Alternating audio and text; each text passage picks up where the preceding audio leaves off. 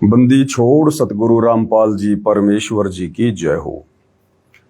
सत्साई भाई और बहनों, जैसा कि आप सबको पता है, इन दिनों सभी सतलोक आश्रमों में जो कबीर परमेश्वर आज से लगभग 629 वर्ष पहले बनारस के काशी में लहरतारा तालाब पर शिशु रूप में कमल के विकसित फूल पर प्रकट हुए थे, उस दिन की याद में वर्तमान में सभी सतलोक आश्रमों में कबीर प्रकट दिवस मनाया जा रहा है। और जैसा कि खबरें आम हैं कि इन 3 दिनों में जो 27, 28, 29 जून 2026 तक ये प्रकट दिवस मनाया जाएगा, हरियाणा के मुख्यमंत्री नायब सिंह सैनी भी आ सकते हैं और उनके आने के लिए रामपाल जी भी सतलोक आश्रम धनाना में बैठे हुए हैं। तो उसके बाद कुछ एक पोस्टर, कुछ एक वीडियो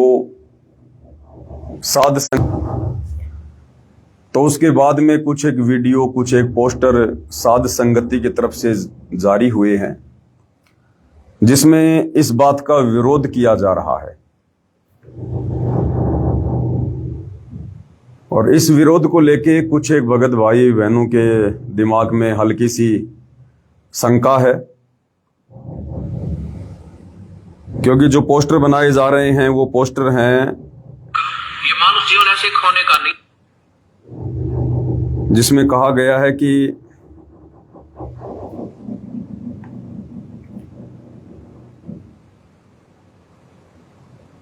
एक आधा पोस्टर मैं आपको दिखा देता हूं। इसमें सतगुरु रामपाल जी की तरफ से बताया गया है कि मेरा परिवार और आश्रम मैनेजमेंट मेरे काबू से बाहर है। मैं किसी भी मुख्यमंत्री को सतलोक आश्रम धनाना में नहीं बुला रहा हूं, और यदि आना भी है तो वीआईपी बनकर नहीं, बल्कि एक नॉर्मल व्यक्ति की तरह अपनी गाड़ी से आओ। एक मुख्यमंत्री के लिए मेरे सतलोक आश्रम धनाना में हेलीपैड बनाना मेरे आदेश और विचारों के खिलाफ है। सतलोक आश्रम धनाना में मुख्यमंत्री नायब सिंह सैनी के आने के लिए हेलीपैड बनाया जा रहा है। मतलब साफ है कि अब सतलोक आश्रम धनाना भी राजनीतिक अड्डा बन चुका है। उसके बाद कुछ एक पोस्टर और बनाए हैं साध संगति से कि नेताओं की इस कदर चटाई तो आम संत भी नहीं करते, जिस कदर सतलोक आश्रम कमेटी वाले करने में लगे हैं। मुख्यमंत्री नायब सिंह सैनी के लिए सतलोक आश्रम धनाना में बनाया जा रहा है हेलीपैड, और नीचे लिखा है, इस भक्ति विरुद्ध राजनीतिक कार्य से बाबा रामपाल जी का कोई कुछ लेना देना नहीं है। ये सारा खेल उनका कलयुगी परिवार और आश्रम मैनेजमेंट खेल रहा है। तो इस प्रकार के कुछ एक वीडियो जब वायरल हुए तो कुछ एक भगत भाई बहनों को थोड़ी शंका हो गई, और उन्होंने कहा कि बंदी छोड़ सतगुरु रामपाल जी परमेश्वर जी की जय हो। सत्साई भगत जी, कुछ विचार थे जो आपके साथ साझा कर रहा हूं। मैं आपका विरोधी नहीं हूं और ना ही साध संगति का विरोध करके अपना मनुष्य जीवन बर्बाद नहीं करना चाहता। अगर मेरी कही बातें ठीक ना लगे तो व्यर्थ की शंका लिखकर कम बुद्धि वाला समझकर मुझे माफ कर देना। भगत जी, जब गुरुदेव आश्रम में स्वयं उपस्थित हैं तो आश्रम में चलने वाले हेलीपैड यानी उसके ऊपर जो काम चल रहा है, और मुख्यमंत्री के आश्रम में आने का विरोध करना क्या उचित है? कबीर साहेब भी जब हाथी पर चढ़कर गणिका के साथ बैठकर परीक्षा के समय लीला कर रहे थे तो रविदास ने भी तो विरोध नहीं किया था। तो यह हेलीपैड के ऊपर पोस्टर बना रहे हैं, उसमें लिखा है कि मेरा परिवार और मैनेजमेंट मेरे काबू से बाहर है। ये भगवान की असमर्थता को तो नहीं दर्शाता। नेताओं की इस कदर चटाई तो आम संत भी नहीं करते आदि गुरुदेव भगवान के आश्रम में रहते सहते हेलीपैड और मुख्यमंत्री के आश्रम में आने का विरोध करना क्या सही है? मेरे लिखने या समझने में कोई गलती हुई हो तो फिर से एक बार आपसे और गुरुदेव भगवान से माफी चाहता हूं।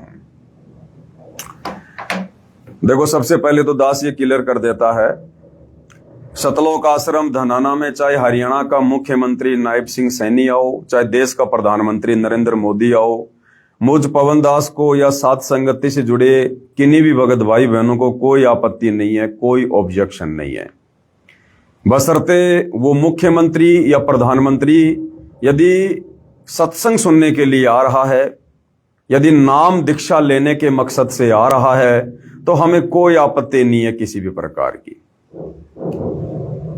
लेकिन हरियाणा का वर्तमान मुख्यमंत्री नायब सिंह सैनी, पहली बात तो वो कोई अपनी मर्जी से नहीं आ रहा है, ना वो संत रामपाल जी के दर्शन करने की इच्छा से आ रहा है, ना उन्हें सतगुरु रामपाल जी के दर्शनों की कोई आवश्यकता है। वो अपने पूर्व जन्मों की भक्ति मलाई मुख्यमंत्री की पोस्ट पर बैठकर खा रहा है। यहां सबसे बड़ी बात यह है कि मुख्यमंत्री नायब सिंह सैनी को जबरदस्ती सतलोक आश्रम धनाना में बुलाया जा रहा है, और ना जाने सतलोक आश्रम कमेटी ने क्या क्या जैक लगाए होंगे, किन बड़े बड़े लोगों से प्रार्थना भिजवाई होगी, और कितने दिनों से ये लोग प्रयास कर रहे होंगे कि एक बार हमारे सतलोक आश्रम धनाना में हरियाणा का मुख्यमंत्री आ जाए। उसके बाद मुख्यमंत्री नायब सिंह सैनी ने इस बात के लिए हां भरी होगी कि ठीक है भाई, मैं 10, 15, 20 मिनट या आधा घंटा तुम लोगों को सतलोक आश्रम धनाना में दे दूंगा। उसके पीछे का कारण यह भी हो सकता है कि जब सतगुरु रामपाल जी हिसार जेल में थे, तो इसी सतलोक आश्रम कमेटी ने, सतगुरु रामपाल जी के परिवार ने, विशेषकर उनके बड़े बेटे वीरेंद्र ने एक विशेष भूमिका निभाई थी। जहां जहां नायब सिंह सैनी की रैलियां होती थी, उनके कार्यक्रम होते थे, तो कई हजारों भक्तों को हरियाणा रोडवेज की बसों में बैठाकर या आश्रम की गाड़ियों से उनकी रैलियों को सफल किया जाता था। तो ये भी एक कारण हो सकता है कि मुख्यमंत्री ने हां कर दी हो कि ठीक है भाई, आप लोगों ने मेरी रैलियों को सफल बनाने के लिए जब इतना संघर्ष किया, इतना प्रयास किया, तो मैं भी आप लोगों के कहने पर आश्रम में आ जाऊंगा, मुझे कोई दिक्कत नहीं है। अब यदि मुख्यमंत्री नायब सिंह सैनी सतलोक आश्रम धनाना में कबीर प्रकट दिवस के उपलक्ष्य में आ रहा है, तो हमें विरोध इस बात को लेकर है कि फिर उसके लिए सतलोक आश्रम धनाना में हेलीपैड क्यों बनाया जा रहा है? इतनी चापलूसी तो नहीं होनी चाहिए ना। अगर मुख्यमंत्री ने आना है तो भैया रोड मार्ग से आओ, अपनी कार लेके आओ, और यदि हेलीकॉप्टर से आना है तो अपने बलबूते पर सतलोक आश्रम धनाना से बाहर कहीं हेलीपैड बनवाओ। सतलोक आश्रम धनाना के अंदर हेलीपैड बनाना, ये सतलोक आश्रम कमेटी की चापलूसी को दर्शाता है। और इस प्रकार से फिर कल को अखबार में न्यूज आएंगी और पूरे हरियाणा में सतगुरु रामपाल जी की थू थू होगी, थू थू, कि दुनिया तो कहती है, इनके भगत तो कहते हैं कि हमारे गुरुजी सतगुरु रामपाल जी परमात्मा हैं, भगवान हैं, सारी सृष्टि के मालिक हैं, और यहां एक मुख्यमंत्री की उनके द्वारा इतनी चापलूसी की जा रही है, एक मुख्यमंत्री को इतना महत्व दिया जा रहा है, उनको आश्रम में बुलाने के लिए भक्तों के दान धर्म के पैसों से कई लाखों रुपया बर्बाद करके हेलीपैड बनवाया जा रहा है। तो क्या इस बात को लेकर सतगुरु रामपाल जी की थूथू नहीं होगी? क्या पहले से इन सतलोक आश्रम कमेटी वालों ने अपने भक्ति विरुद्ध कुकर्मों के चलते सतगुरु रामपाल जी की हरियाणा में थोड़ी बदनामी करवा रखी है क्या? और दुनिया कहेगी देखो, पहले ये राम रहीम बीजेपी सरकार का पिट्ठू, आसाराम बीजेपी सरकार का पिट्ठू, अन्य साधु संत महात्मा भी घुटने टेक देते हैं इन राजनेताओं के आगे, और वही काम सतगुरु रामपाल जी ने शुरू कर दिया। क्योंकि हरियाणा की आम जनता को इस बात का तो नहीं पता कि सतगुरु रामपाल जी तो इन नेताओं की शकल पर थूकना भी पसंद नहीं करते, थूकना भी। सतगुरु रामपाल जी का तो इन नेताओं से और इस गंदी राजनीति से दूर दूर तक कभी कोई संबंध नहीं रहा है। ये सारी की सारी चापलूसी उनका बेटा कर रहा है। सतगुरु रामपाल जी का कलयुगी परिवार कर रहा है, ये शतलोक आश्रम कमेटी वाले कर रहे हैं आने वाले दिनों में अपने राजनीतिक स्वार्थों की सिद्धि के लिए। बाबा रामपाल जी का इस मामले में किसी प्रकार का कोई रोल नहीं है। अब हरियाणा की आम जनता तो इस बात को नहीं जानती भाई, लेकिन कल को जब मुख्यमंत्री आ जाएगा, उसका हेलीकॉप्टर सतलोक आश्रम धनाना में उतरेगा, उसके बाद दुनिया ये बात जरूर करेगी कि ये लो जी, कहते थे कि बाबा रामपाल भगवान है, ये भी राजनीति में घुस गया। तो भाई और बहनों, इस प्रकार की बातों को लेके और हमने ज्ञान आधार से ये पोस्टर बनाकर सोशल मीडिया पर वायरल किए हैं कि सतगुरु रामपाल जी के आध्यात्मिक ज्ञान और उनके विचारों की दृष्टि से और मुख्यमंत्री के लिए सतलोक आश्रम धनाना में हेलीपैड बनाना उचित नहीं है। यह बिल्कुल भी उचित नहीं है। अगर आना है तो अपने तरीके से आओ, अपने हिसाब से आओ, परंतु आश्रम में हेलीपैड बनवाना, डायरेक्ट आश्रम में उतरना, अभी आश्रम वाले तो कहेंगे कि मुख्यमंत्री जी सतगुरु रामपाल जी के दर्शन करने के लिए आ रहे हैं। अरे भैया, इस प्रकार से सतलोक आश्रम धनाना में हेलीपैड बनवाकर और डायरेक्ट अपने हेलीकॉप्टर को सतलोक आश्रम धनाना में उतारना, इस बात से ये साफ जाहिर होता है कि सतगुरु रामपाल जी के दर्शन करने के लिए हरियाणा का मुख्यमंत्री नहीं आ रहा, बल्कि हरियाणा का मुख्यमंत्री सतगुरु रामपाल जी को दर्शन देने के लिए आ रहा है। हरियाणा का मुख्यमंत्री सतगुरु रामपाल जी को दर्शन देने के लिए आ रहा है। जिसने दर्शन करने होते हैं ना संतों के, वो इस प्रकार से अहंकार में नहीं आता, अभिमान में नहीं आता। शायद ये सतलोक आश्रम धनाना से जुड़े भगत भाई बहन सतगुरु रामपाल जी के सत्संगों को भूल चुके हैं। द्वापर युग की वो कथा याद करो, जब पांडवों की यज्ञ सफल नहीं हो रही थी, उस समय पांचों पांडव उस समय हस्तिनापुर के राजा थे, पूरे भारत के राजा थे, और मथुरा का राजा श्री कृष्ण। तो पांचों पांडव वो भी राजा और श्री कृष्ण भी राजा। और द्वापर युग में कबीर परमात्मा जो करुणा में ऋषि के नाम से आए हुए थे, और उनका एक शिष्य था शुपथ सुदर्शन। परमात्मा अपने भगत का रूप बनाकर झोपड़ी में बैठ गया, और जब पांडवों को इस बात का पता चला कि हमारी यज्ञ धरती पर और कोई सफल नहीं कर सकता जब तक वो शुपथ सुदर्शन आकर भोजन नहीं करेगा। अब शुपथ के भोजन खाने से तो यज्ञ सफल नहीं होनी थी, क्योंकि वो तो भगत था परमात्मा का। तो परमात्मा खुद उस भगत के रूप में आकर झोपड़ी में बैठ गया और श्री कृष्ण जी को दिव्य दृष्टि दे दी। अब श्री कृष्ण जी खुद गए पांचों पांडवों को साथ में लेकर रथ जोड़कर संत के पास में, और गुरुदेव भगवान ने बताया कि 12 किलोमीटर पहले, यानी 1 योजन पहले वो रथ रोक दिया गया। और जहां वो कबीर भगवान, वो पूर्ण संत शुपथ रूप में झोपड़ी में बैठा था, उससे 12 किलोमीटर पहले अपना रथ रोक दिया गया पांडवों के द्वारा, श्री कृष्ण जी के द्वारा। और वहां से नंगे पैर अपनी चप्पल भी उसी में रख दी रथ में। और वो मथुरा का राजा श्री कृष्ण, 3 लोक का भगवान, ये तुम्हारा नायब सिंह सैनी ये कोई 3 लोक का भगवान तो नहीं होगा, पूरे देश का राजा तो नहीं होगा। वो पूरे देश का राजा युधिष्ठिर और उसके 4 अन्य भाई, और मथुरा का राजा वो त्रिलोकी नाथ भगवान विष्णु का अवतार श्री कृष्ण, संत के दर्शन के लिए और 12 किलोमीटर से पैदल गए, पैदल, और संत को प्रसन्न किया। उसके बाद उनको सहसम्मान अपना यज्ञ सफल करवाने के लिए लेकर आए। तो कथा भूल गए क्या सतलोक आश्रम वालों? तुम्हारे नायब सिंह सैनी जी जो डायरेक्ट सतलोक आश्रम धनाना में उतरेंगे, अरे उनका तो संत मिलन की तरफ 1 कदम भी बढ़ा हुआ नहीं माना जाएगा, 1 कदम भी। श्री कृष्ण और पांचों पांडवों ने 12 किलोमीटर पहले रथ इसलिए रोका था कि संत मिलन को चालिए तज माया अभिमान, और जो जो कदम आगे धरे तो त्यों यज्ञ समान। कि हम यदि 1 कदम भी उस परमात्मा की तरफ रखेंगे वो एक यज्ञ के समान होगा।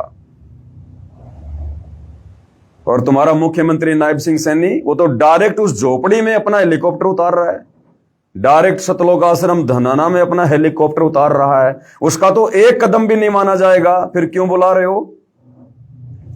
जब संत के दर्शन करने का उसे कोई लाभ ही नहीं मिलने वाला, वो अपने मुख्यमंत्री वाले टोरे में आ रहा है, अपनी मुख्यमंत्री वाली धुन में आ रहा है, एक मुख्यमंत्री की हैसियत से आ रहा है। अगर वो संत के दर्शन करने के लिए आता तो हेलीकॉप्टर से आने की जरूरत नहीं है, सतलोक आश्रम धनाना में हेलीपैड बनवाने की जरूरत नहीं है। बाकी भी तो हरियाणा में अपनी गाड़ी से घूमता है, कौन सा 24 घंटे हर कार्यक्रम में हेलीकॉप्टर से जाता है? और स्पेशली जब संतों के दर्शन करने के लिए जाना हो, संतों से मिलने के लिए जाना हो, उस समय तो हेलीकॉप्टर का कोई काम ही नहीं है।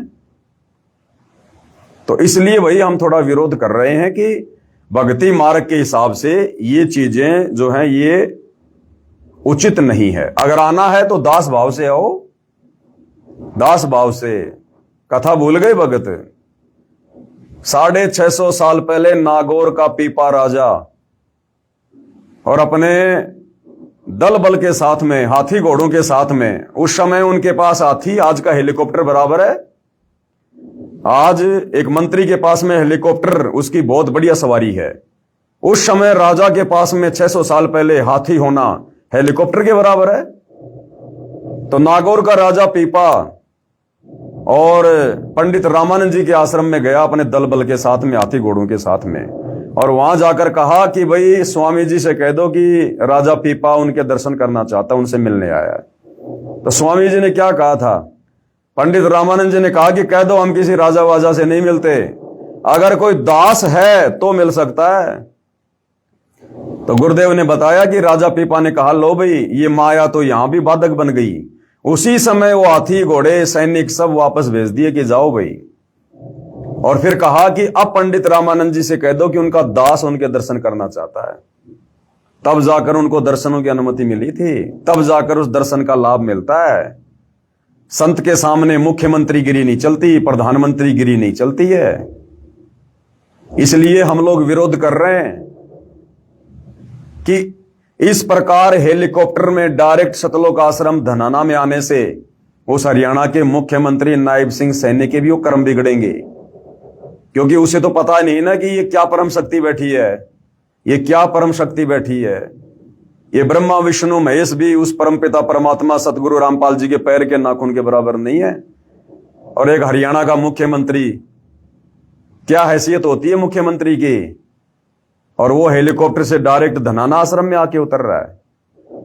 जो भक्तिहीन प्राणी है, जिसके पास में भक्ति का नामो निशान नहीं है, अपने पिछले जन्म की मलाई खा रहा है, वर्तमान में भक्ति और भगवान के निकट नहीं है, और राजनीति करके टोटल अपने कर्म फोड़ रहा है। अरे राजनेता तो सुबह से लेकर शाम तक ना जाने लाखों पाप करके अपने घर पे आता है, और ऐसे व्यक्ति की सेवा में और शतनाम प्राप्त, सार नाम प्राप्त, सार शब्द प्राप्त उन आत्माओं को बेगार में लगाया जा रहा है। शतनाम का जाप करने वाले भगत भाई बहनों को 2 कोड़ी के राजनेताओं की चमचागिरी में लगाया जा रहा है, उनके हेलीपैड की सेवा में लगवाया जा रहा है।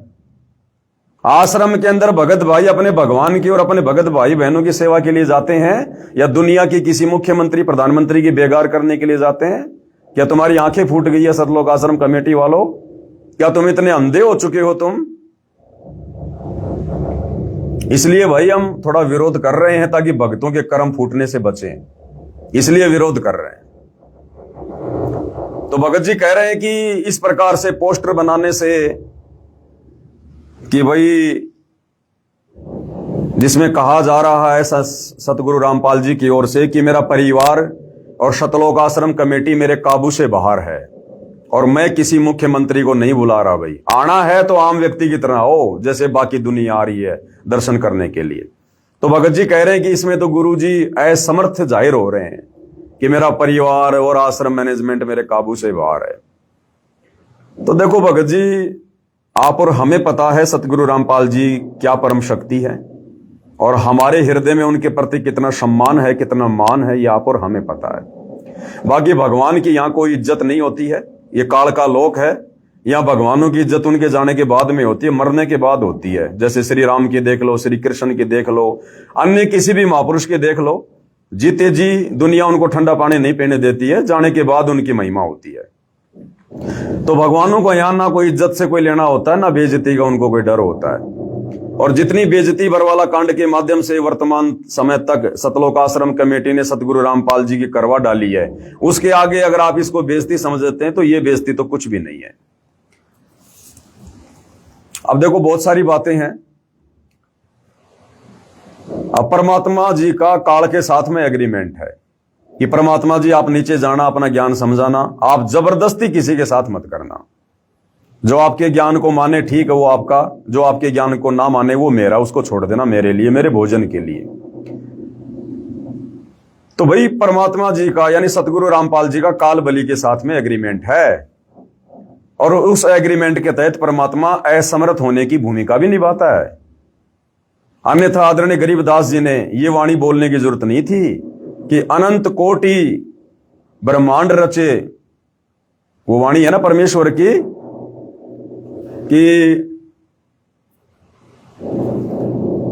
अनंत कोटि बाजी जहां मैंने रचे सकल ब्रह्मांड, और गरीब दास मैं क्या करूं यो काल करे जीव खंड। तो इस वाणी के आधार से तो कबीर परमात्मा अपनी असमर्थता जता रहे हैं, अपनी असमर्थता कि भाई मेरा काल के साथ एग्रीमेंट है, और ये काल जब मेरी आत्माओं की मर्यादा तोड़वा देता है तो मैं भी असमर्थ हो जाता हूं, असमर्थ। अन्यथा मैंने सारी सृष्टि रची है, सबको उत्पन्न करने वाला मैं ही हूं। तो भगत जी इस बात को लेकर चिंतित मत हो कि परमात्मा जी यहां पर असमर्थ जाहिर हो रहे हैं। इस काल के लोक में परमात्मा असमर्थ ही रह के अपना काम करते हैं, उनको यहां पर समर्थता नहीं दिखानी होती है। अगर वो भगवान अपनी समर्थता दिखाने पे आ गए ना तो 1 सेकंड लगती है इन प्रधानमंत्रियों को, मुख्यमंत्रियों को 2 मिनट में परमात्मा सीधा कर दे, 2 मिनट में नंगे पैर दौड़ के आए दर्शन करने के लिए। लेकिन परमात्मा यहां पर विशेषकर कलयुग की पिछली पीढ़ी में ज्ञान आधार से अपनी आत्माओं से अपनी पहचान करवाना चाहते हैं, जिस कारण से परमात्मा कोई समर्थता किसी भी प्रकार की नहीं दिखाता है। और रही बात भगत जी असमर्थता की, तो बरवाला कांड के समय क्या हुआ था बताओ? यही भगवान थे ना, सतगुरु रामपाल जी तो थे समर्थ परमात्मा। उस समय जैसा इनको सतलोक आश्रम कमेटी वालों ने कहा इन्होंने वैसा ही किया। समर्थ परमात्मा होते हुए, निरोगी परमात्मा होते हुए, हाड़ मांस की देह से दूर होते हुए, सतलोक आश्रम कमेटी के कहने से, अपने परिवार के कहने से, यही समर्थ परमात्मा सतगुरु रामपाल जी भगवान बीमार बन गए। बीमार, और इतने बीमार बन गए, बाहर स्टेटमेंट दिया जा रहा था कि बाबा रामपाल जी से तो उठा भी नहीं जा रहा, उनको हार्ट की प्रॉब्लम है, हार्ट की प्रॉब्लम। डॉक्टरों ने कंप्लीट बेड रेस्ट का उनको कहा हुआ है। तो वहां परमात्मा क्यों असमर्थ हो गए थे भाई? क्यों असमर्थ हो गए? और ये जो काल और परमात्मा के बीच में जो सूक्ष्म लड़ाई चल रही है ना, इसमें ना तो काल खुल के सामने आ रहा और ना सतगुरु रामपाल जी कुछ खुल के कह रहे। काल कहां सामने आ रहा है? काल नहीं आ रहा सामने। काल अपने एजेंटों के माध्यम से भक्ति मार्ग में गंदगी फैला रहा है, सतलोक आश्रम कमेटी के माध्यम से। और इधर सतगुरु रामपाल जी समर्थ परमात्मा ये भी चुप हैं सतलोक आश्रम में आकर, लेकिन अपने एजेंटों के माध्यम से, साथ संगति के वालों से, साथ संगति वालों के माध्यम से परमात्मा इधर ज्ञान आधार से इन आश्रम वालों का विरोध करवा रहे हैं। तो दोनों शक्तियां अपना काम बराबर कर रही हैं। ना काल खुल के सामने आ रहा और ना सतगुरु रामपाल जी खुल के कुछ बोल रहे हैं। और ये जो साथ संगति वाले भाइयों की जो आवाज है ना, ये सतगुरु रामपाल जी की आवाज है। जो बात ये समर्थ कबीर परमात्मा काल के साथ की एग्रीमेंट के आधार से अपने आप को असमर्थ जाहिर करके सतलोक आश्रम धनाना में बैठकर, और वहां जो भक्ति विरुद्ध कार्य हो रहे हैं उनको देखकर भी कुछ नहीं कह पा रहा है, वो सारा सब कुछ परमात्मा इधर साथ संगति वालों के माध्यम से कहलवा रहे हैं, साथ संगति वालों के माध्यम से। तो भाई ऐसी बात नहीं है, हमने बोलना पड़ेगा। भगत जी कह रहे हैं कि अब तो खुद सतगुरु रामपाल जी सतलोक आश्रम धनाना में आकर बैठे हैं, अब हमारा बोलना उचित नहीं है कि हेलीपैड क्यों बनाया जा रहा है, आश्रम वाले ये क्यों कर रहे हैं। भाई बोलना उचित है भगत जी, बोलना उचित है। अब इस आधार से तो जैसे द्वापर युग में जब भरी सभा में द्रौपदी का चीर हरण किया जा रहा था, द्रौपदी को नंगा करने का प्रयास किया जा रहा था, उसकी साड़ी खींची जा रही थी, अब उस समय वहां पर उसके पांचों पति पांडव भी बैठे हुए थे और देश का राजा धृतराष्ट्र भी बैठा हुआ था और भी बड़े बड़े योद्धा बैठे हुए थे, भीष्म पितामह जैसे, द्रोणाचार्य जैसे। और उस समय वो विदुर भी ये सोच लेता कि मैंने बोलने की क्या आवश्यकता है, जब यहां पर द्रौपदी के पांचों पति बैठे हुए हैं, एक से एक बलवान, देश का राजा धृतराष्ट्र बैठा हुआ है, भीष्म पितामह बैठा हुआ है सभा में, तो मैं विदुर तो बहुत छोटी सी चीज हूं, मैं तो एक मंत्री हूं, फिर मैंने विरोध करने की क्या जरूरत है? जब द्रौपदी के पांचों पति विरोध नहीं कर रहे, देश का राजा विरोध नहीं कर रहा, तो मैं विरोध क्यों करूं भाई? तो ये सोचकर विदुर भी चुपचाप हो जाता भाई। अगर चुपचाप हो जाता उस समय उसका बक्कल उतरता, बक्कल।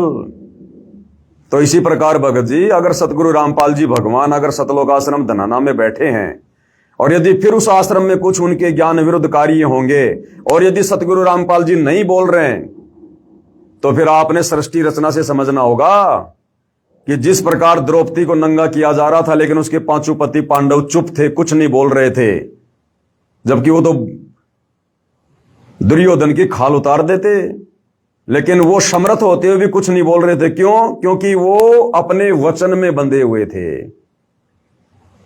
इसी प्रकार ये सतगुरु रामपाल जी भगवान, ये कबीर परमेश्वर काल के साथ अपने वचन में बंधा हुआ है। कौन बंधा हुआ है? परमात्मा। हम भगत नहीं बंधे हुए। वो पांचों पांडव वचन में बंधे हुए थे, विदुर वचन में बंधा हुआ नहीं था। वो भीष्म पितामह, द्रोणाचार्य और कर्ण, वो उस दुर्योधन का मलिन अनाज खाके अपनी बुद्धि भ्रष्ट कर चुके थे। हम सात संगति वाले इन आश्रमों में जाकर और ये मलिन अन्न खाकर, ये मलिन ये भोजन खाकर उसको भंडारा नहीं कह सकते, क्योंकि वहां परमात्मा को भोग नहीं लगता है।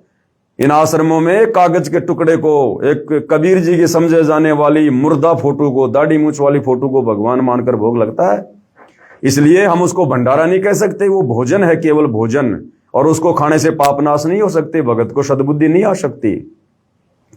तो हम सात संगति वाले भैया भीष्म पितामह की तरह, उस कर्ण की तरह, द्रोणाचार्य की तरह इन आश्रमों में जाकर ये मलिन अन्न नहीं खाते। हम अपने घर पर भगवान को भोग लगाकर खाते हैं, जिससे हमें सद्बुद्धि प्राप्त है। तो वो भीष्म पितामह, द्रोणाचार्य तो इसलिए नहीं बोले, उन्होंने दुर्योधन का मलिन अन्न खा रखा था, हमने नहीं खा रखा भाई। धृतराष्ट्र इसलिए नहीं बोला क्योंकि वो पुत्र मोह में अंधा था, हमें गुरुदेव ने तत्व ज्ञान दे दिया, हमारी सारी अंधता दूर कर दी, इसलिए बोलना पड़ रहा है भाई।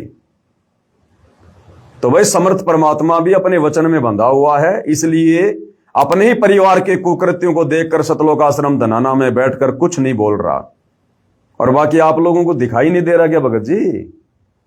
अरे जिस कदर ये परमपिता परमात्मा सतगुरु रामपाल जी भगवान 11 साल से हिसार जेल से बाहर आने के बाद किस प्रकार से मायूस होके बैठा हुआ है। आपने खुशी देखी अपने परमात्मा के चेहरे पर ही समागम में? कैसे दुखी हो रहे हैं परमात्मा, क्योंकि अभी भी उनको मानुष माना जा रहा है, उनको मां के गर्भ से जन्म लेकर आया हुआ 2 कोटि का जीव माना जा रहा है। वो परमात्मा खुश नहीं है उस सतलोक आश्रम में बैठकर। क्यों बुलाएंगे सतगुरु रामपाल जी हरियाणा के मुख्यमंत्री को? क्यों बुलाएंगे? ये कोई बाबा श्याम जी का भंडारा है क्या, जो किसी को भी जबरदस्ती पकड़ के मीठा पानी पिला दिया, भंडारा करा दिया? ये कोई मेहंदीपुर के बालाजी का भंडारा है क्या, जो जबरदस्ती लोगों को बुला बुला के भंडारा करवा दो?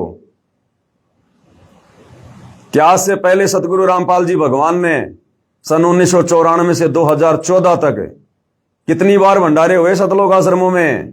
क्या किसी गांव के सरपंच को भी बुलाया क्या कि आओ सरपंच जी हमारे भंडारे में आओ? बुलाया किसी को? ये वर्तमान में क्यों जा के लोगों को निमंत्रण पत्र दिए जा रहे हैं? मुख्यमंत्री को बुलाया जा रहा है, एमएलए को, एमपी को, सरपंचों को।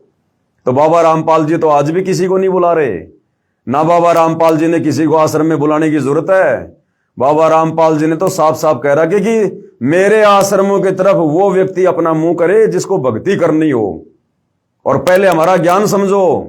हमारा ज्ञान समझने के बाद में फिर आश्रम की तरफ मुंह करो। यहां भीड़ इकट्ठा करने की जरूरत नहीं है।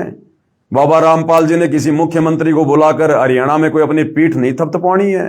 ये समर्थ परमात्मा है, इन्हें किसी मुख्यमंत्री की आवश्यकता नहीं है। अगर यही चापलूसी करनी होती जो वर्तमान में उनका परिवार कर रहा है, मुख्यमंत्री की, मंत्रियों की, तो बाबा रामपाल जी 11 साल जेल में नहीं होते। इन मुख्यमंत्रियों की चापलूसी करने के चलते आज इनके बहुत सारे आश्रम होते, इनको जेल नहीं काटनी पड़ती, देशद्रोह का मुकदमा नहीं झेलना पड़ता इनको। अगर ऐसे ही इन मुख्यमंत्रियों की अगर चापलूसी अगर उनको करनी होती तो कहने का मतलब है भाई और बहनों, हमें मुख्यमंत्री के आने से कोई आपत्ति नहीं है, लेकिन मुख्यमंत्री को जिस प्रकार जबरदस्ती लाया जा रहा है हरियाणा में अपने नंबर बनाने के लिए कि देखो जी बाबा रामपाल जी के आश्रम में हरियाणा के मुख्यमंत्री भी आने लगे हैं ताकि हमारा बोलबाला हो जाए, तो ये बोलबाला चाहिए बाबा रामपाल के परिवार को। ये झूठी बड़ाई, झूठी महिमा चाहिए बाबा रामपाल के परिवार को। बाबा रामपाल जी को किसी मंत्री, मुख्यमंत्री की आवश्यकता नहीं है। आने वाले दिनों में ये मंत्री, मुख्यमंत्री, प्रधानमंत्री इनके चरणों को चाटेंगे, चरणों को। जब ये युग परिवर्तन का दौर शुरू होगा ना, उस समय ये तुम्हारे मंत्री, मुख्यमंत्री ये हाय हाय करते हुए नंगे पैर दौड़ के आएंगे, अपनी जान की भीख मांगेंगे। बाबा रामपाल जी को आवश्यकता नहीं है अपने समागम की सफलता के लिए किसी मुख्यमंत्री को बुलाना। और क्या होगा जब मुख्यमंत्री आएगा? भक्तों के कर्म फूटेंगे, कर्म। सारी सृष्टि का मालिक, सर्व ब्रह्मांडों का रचयिता और सतगुरु रामपाल जी भगवान तो सतलोक आश्रम में बैठे हैं। जाके अर्ध रोम पर सकल पसारा, ऐसा पूर्ण ब्रह्म हमारा। वो सारी सृष्टि का मालिक सतलोक आश्रम धनाना में बैठा है। और जिस समय तुम्हारा मुख्यमंत्री सतलोक आश्रम धनाना में आएगा, उसका हेलीकॉप्टर आएगा, तो इस मूर्ख संगत का ध्यान कहां होगा? इस मूर्ख नादान संगत का ध्यान कहां होगा? अपने भगवान से हटकर, अपने गुरु से हटकर और 2 कौड़ी के नेताओं में होगा। उस मुख्यमंत्री की तरफ होगा, उसके हेलीकॉप्टर की तरफ होगा। एडी उठा उठा के देखेंगे ये नादान मूर्ख भगत। अरे कौन है मुख्यमंत्री? कहां है मुख्यमंत्री? ऐसे काल गुरुपद और मर्यादाओं से नीचे गिराता है, गुरुपद और मर्यादाओं से। तो इसलिए हम तो इन सतलोक आश्रम वालों की मर्यादा तुड़वाने से इनको बचा रहे हैं कि नालायकों, ये मंत्रियों की चापलूसी मत करो, ये चापलूसी मत करो इन मंत्रियों की। ये सारी सृष्टि का मालिक है। अगर इसने ऐसे चापलूसी करनी होती तो आज संसार में सबसे बड़ा आज इसका सब कुछ होता। इनका मार्ग ज्ञान मार्ग है। ये ज्ञान से आत्माओं को अपने पक्ष में करना चाहते हैं, अपनी शरण में लेना चाहते हैं। तो सतलोक आश्रम वालों, तुमने पहले क्या थोड़ी बेइज्जती करवा रखी है गुरुजी की? चंडीगढ़ हाईकोर्ट से तुमने गुरुजी से सार्वजनिक माफी मंगवा रखी है कि जी मैं आगे से किसी भी प्रकार की कोर्ट की मानहानि नहीं करूंगा। बरवाला कांड के समय सारे कुकर्म किए तुम लोगों ने, पुलिस वालों के साथ में लड़ाई झगड़ा किया तुम आश्रम वालों ने, और मर्डर का मुकदमा लग गया सतगुरु रामपाल जी पर, देशद्रोह का मुकदमा लग गया सतगुरु रामपाल जी पर। पूरी दुनिया में तुमने थू करवा दी। ये कम बेइज्जती है क्या जो तुम और अब बेइज्जती करवाना चाहते हो अपने बाप की? करवा लो जितनी करवानी उतनी, तभी तो ये पंथ नष्ट होगा। ये इतनी ज्यादा गंदगी इस 12वें पंथ सतलोक आश्रम में क्यों फैल रही है? आए दिन क्यों फैल रही है? क्योंकि 12वें पंथ को परमात्मा ने नष्ट करना है। और नष्ट कब होगा? जब ढंग से इनके कर्म फूट जाएंगे। तो बिल्कुल सही हो रहा है, कोई दिक्कत नहीं है। हमने तो देखो ज्ञान आधार से बोलना ही पड़ेगा बीच बीच में। बाकी जो हो रहा है बहुत अच्छा हो रहा है, बहुत अच्छा हो रहा है। पाप का घड़ा भरेगा तभी तो फूटेगा। वो तीसरा झटका जो परमात्मा ने कह दिया कि सहन नहीं कर पाओगे, तो ये भक्ति विरुद्ध कर्म जो कर रहे हो ना तुम सतलोक आश्रमों में बैठकर, जो संगत के तुम कर्म फुड़वा रहे हो, तो तीसरा झटका तुम लोग झेल नहीं पाओगे। ये ध्यान रखना। तो भाइयों और बहनों, सतगुरु रामपाल जी का अपनी तरफ से कोई आदेश किसी भी प्रकार का किसी मुख्यमंत्री को इस प्रकार से आश्रम में बुलाने का नहीं है। बाकी चाहे मुख्यमंत्री आओ, चाहे प्रधानमंत्री आओ, चाहे उनके दर्शन करने के लिए आओ, चाहे सत्संग सुनने के लिए आओ। और तुम्हें लगता है कि तुम किसको मूर्ख बना रहे हो भाई?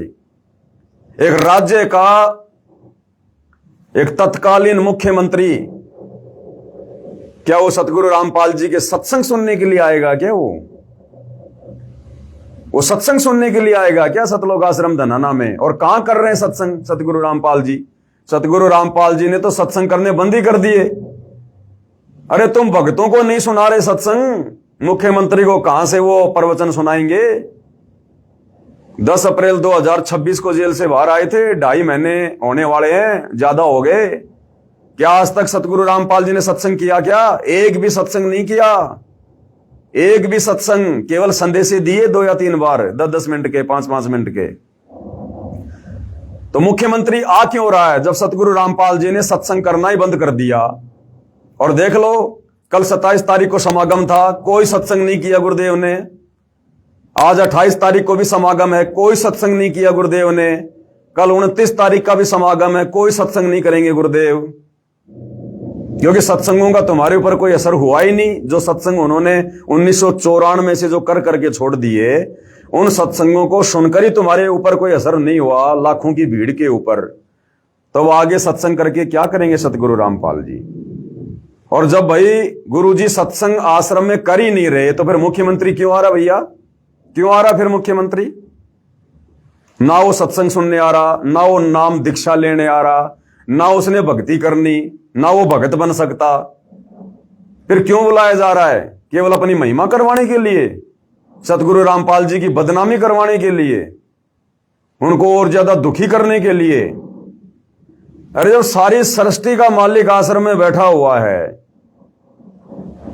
और तुम एक मुख्यमंत्री की चाहत में पागल हो रहे हो, तुम कहां उनको परमात्मा मान रहे हो?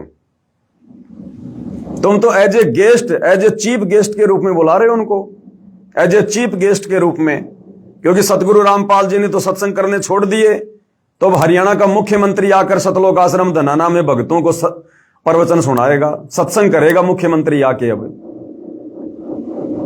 तो आश्रम वालों, तुम्हारी आंखें फूट गई हैं ज्ञान वाली, तुम बिल्कुल अंधे हो चुके हो। तुम्हें मोतियाबिंद हो रहा है, मोतियाबिंद। तुमने अपने अनमोल मनुष्य जीवन को पूरी तरह से बर्बाद कर लिया, बर्बाद। अपने गुरु को नाराज करके। तुम्हारा गुरु बहुत नाराज है, 1% भी तुमसे प्रसन्न नहीं है, 1% भी। और जो कल के समागम में परमात्मा ने 2.5 मिनट तक जो बातें बोली है ना, ओनली 2.5 मिनट। पहले परमात्मा हर समागम में 3 दिन सुबह शाम, यानी दिन में 2 बार 3-3 घंटे सत्संग किया करते थे।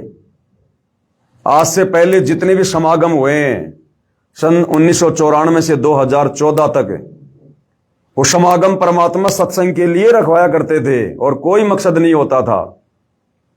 और हर समागम में परमात्मा 6 बार सत्संग करते थे, सुबह शाम, 3 दिन में 6 बार, 3-3 घंटे। और अब देख लो, हिसार जेल से बाहर आने के बाद तुम्हारा वो विश्व शांति वाला समागम हो गया, 3 दिन का, कोई सत्संग नहीं किया गुरुदेव ने। और 3 दिन का तुम्हारा ये कबीर डाडी मूंछ वाले का ये प्रगट दिवस, कोई सत्संग नहीं कर रहे गुरुदेव। तो जब सत्संग ही नहीं कर रहे, तो मूर्खों फिर क्यों बुला रहे हो मुख्यमंत्री को? वो मुख्यमंत्री बाबा रामपाल के दर्शन करने नहीं आ रहा, बल्कि वो अपने दर्शन देने आ रहा है बाबा रामपाल को और इस मूर्ख अंधी संगत को। और जबरदस्ती बुलाया जा रहा है उसको, जबरदस्ती। तो क्यों तो उसके कर्म फोड़ रहे हो तुम? क्यों अपने कर्म बिगाड़ रहे हो अपने गुरु को मानुष मान के? इसलिए भाई दास ने थोड़ा सा बोलना जरूरी हो जाता है, अन्यथा हमें कोई लेना देना नहीं है। ये तो अपने कर्म बिगाड़ चुके हैं, आश्रम वाले पूरी तरह से बिगाड़ चुके हैं। और कल के समागम की शुरुआत में परमात्मा ने जो 2 लाइनें बोली है ना, जो 2 लाइनें बोली हैं, उनके बहुत गहरे अर्थ हैं, उनके बहुत गहरे अर्थ हैं। कल के सत्संग में परमात्मा ने कहा कि बच्चों, वो परमात्मा खुद यहां पर चलकर आता है। इस काल के लोक में परमात्मा खुद चल के आता है, अन्यथा ये काल यहां से बाहर निकलने का रास्ता ना दे किसी को भी। देखो क्या कुछ कहा परमात्मा ने, थोड़ा सुनाते हैं आपको। साहिब परमेश्वर कबीर जी की प्यारी संगत को, विश्व की सारी संगत को दास का आशीर्वाद है। परमात्मा आपको मोक्ष दे, सुखी रखे, काल कष्ट से बचावे। आज वो शुभ दिन है जिस उपलक्ष्य में ये मान समागम होने जा रहा है। वो शुभ दिन है ज्येष्ठ मास की पूर्णवासी, जो सन 2026 में 29 जून को है।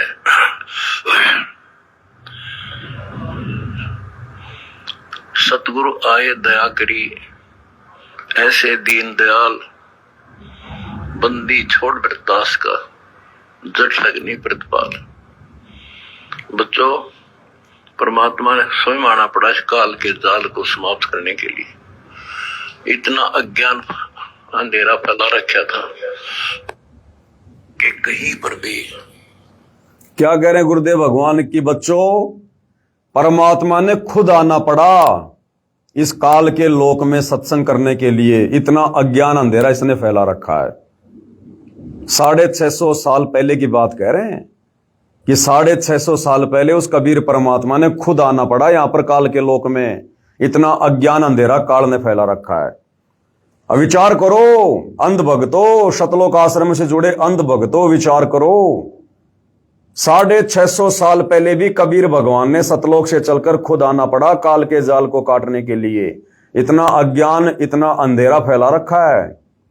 तो 650 साल पहले से लेकर वर्तमान समय के बीच में तो काल ने उससे भी कई गुना ज्यादा अज्ञान अंधेरा फैला दिया है भक्ति मार्ग को बर्बाद करवाने के लिए। तो क्या आज परमात्मा किसी आत्मा को भेजेगा क्या? अर्थात गुरुदेव भगवान संकेत कर रहे हैं कि नादानो, मुझे मानुष मत समझो, मुझे माता पिता के सहयोग से पैदा हुआ मत जानो, केवल मुझे अपना गुरु मत मानो। मैं वही कबीर भगवान, वही कबीर परमेश्वर हूं जो स्वयं सतलोक से चलकर इस पृथ्वी लोक पर आता है। इस काल के जाल को खुद ही आकर काटता है, किसी और की औकात नहीं है। यानी गुरुदेव समझाना चाहते हैं कि अंध भक्तों, मूर्खों, तुम ये क्या कागज के टुकड़े को, दाढ़ी मूछ वाले कबीर की नकली फोटो को भगवान मान के इसका प्रकट दिवस मना रहे हो? पहचानो अपने गुरु को, अपने परमात्मा को, अपने बाप को।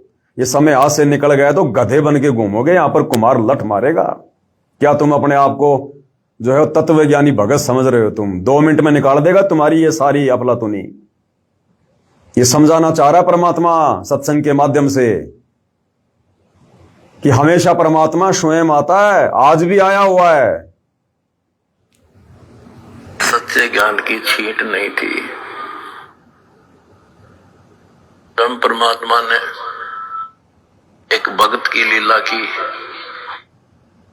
एक इंसान की लीला की, और भगवान तो वो है ही, और एक सतगुरु की लीला की। अगर ये दिन हमें प्राप्त नहीं होता तो जीवन नरक बढ़ जाता। गरीबदास जी कहते हैं 3 लोक और भवन चतुर्दश कोई नहीं सत्संगी। गरीबदास जी क्या कह रहे हैं अपनी वाणी में?